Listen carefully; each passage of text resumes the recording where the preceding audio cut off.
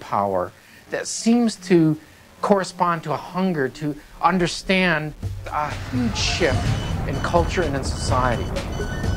Publishing Gutenberg Galaxy, Understanding Media, that exploded like a bombshell. Good news threatens people with change. Bad news merely enables them to enjoy the grief of their neighbors. There's a great euphoria pours off the bad news item that makes people who read it or see it feel, there but for the grace of God go I. There are certain notions of his, like understanding the media as extensions of the senses, which are really simple sounding but incredibly powerful.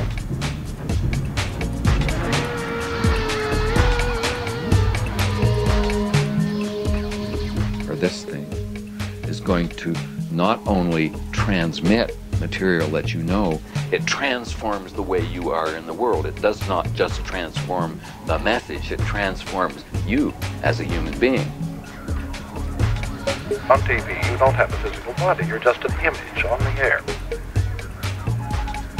When you don't have a physical body, you're a discarnate being.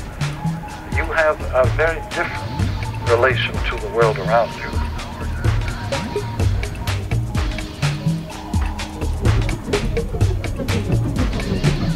You better be aware of that if you want to retain your intellectual and spiritual and personal autonomy.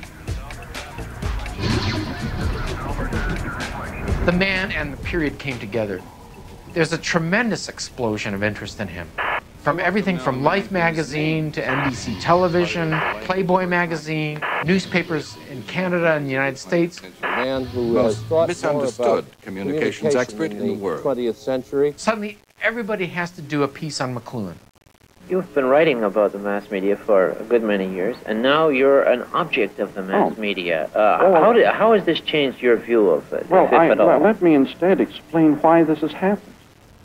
That's the really interesting arc of his career, because how is it the case that this obscure English professor becomes the media guru, becomes the expert on how the media work, and at the same time becomes a media star? It was an interview between Pat and Mcluhan, and I was the producer and director, and so my thought was that I would set the interview up in a 360 surround with the setting of screens and monitors. We should also see the back of his head and a tight close-up of his face and or lips, just to amplify. And so that's how I set it up, and we began the work, and sure enough, barely a few moments into the discussion, Mcluhan actually called the proceedings to a halt. Well, he abruptly ended the interview and walked out saying that he couldn't work, he couldn't concentrate in an environment that had so much going on. While he could name these new developments, he didn't want any part of them in his own personal life.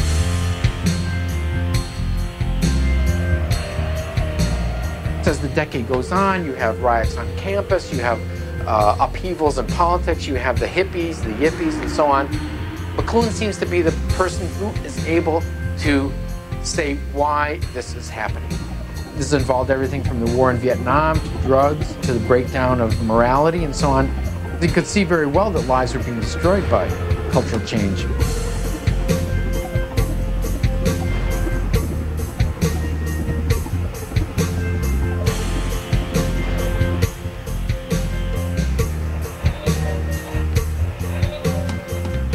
I think a great deal of the misery and confusion of our time is related to the fact people still are trying to find goals in a world that is moving so fast that no possible goal could remain in focus for 10 seconds. He was somewhat chagrined at the hippie movement's embracing of a lot of his principles as a justification for doing what they did, because he certainly was a very conservative person. Aren't they going to turn that down?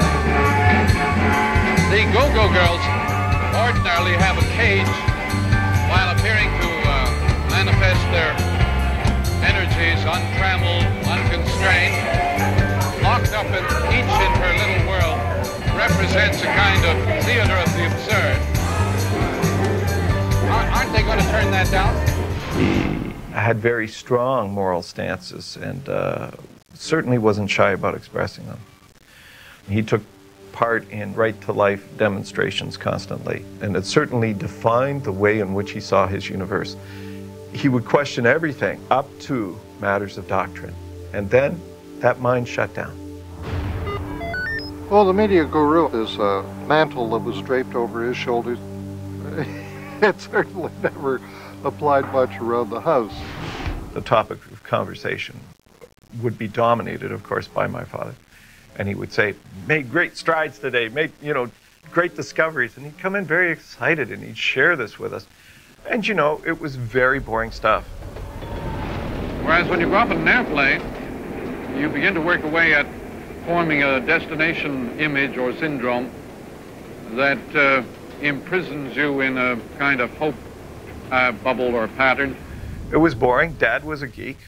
Dads are always geeks. It doesn't matter, who your father or mother are. They're very uncool. I do understand only when he does explain it to us, not as he writes it.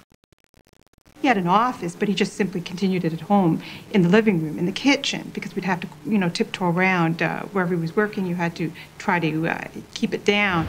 There never was a moment when he wasn't working. That was all he was interested in. I have, by the way, a peculiar reading habit that I developed in recent years. I read only the right-hand page of serious books. If it's a frivolous, relaxing book, I read every word. I find that by reading only the right-hand page, this keeps me very wide awake, filling in the other page out of my own noodle. In a way, Marshal was like a horse with blinders. He had his own ideas, and what the other people thought, it didn't matter. He was a family man in that he liked the idea of being a family man. But he was so nervously organized that he couldn't stand the chaos of children. I'm sure that when my daughter enters church to be married in a few days, this will be a tremendously sentimental occasion. It is. It's a very brief sort of topic, isn't it, compared to motherhood, which extends outward for great periods. No, fatherhood is a very abrupt, aphoristic matter. It's just an aside. He was not an affectionate father. Occasionally he tried to play the role of father, but he was not a father who could really listen to his children, I think, and give them a kind of emotional, affectionate sustenance.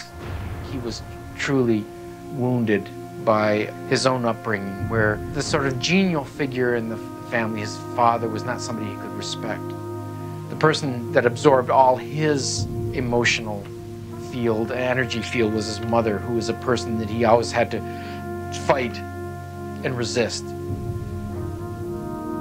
As his son, I can't say he wasn't judgmental. I think he was extraordinarily judgmental.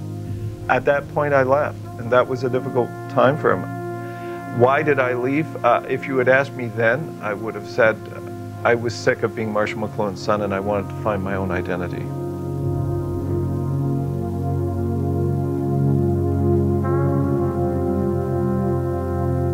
Telescope 67 returns to Marshal Mcluhan, a provocative Canadian who will soon be taking his message to the $100,000 a year Albert Schweitzer Chair in Humanities at Fordham University, right after this message.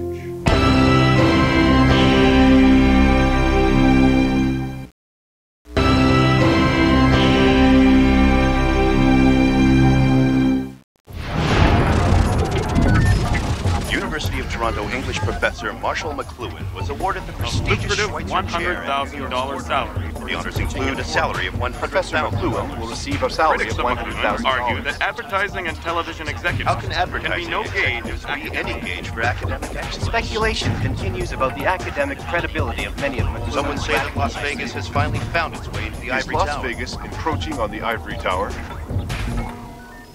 How do you feel about being at the center of a political controversy here in New York State? It's more than I bargained for, indeed. They were fiercely jealous of the amount of money he made, and they were fiercely jealous of his fame. His critics are almost as lively as his admirers. They call him a gadfly, spellbinder, a word merchant.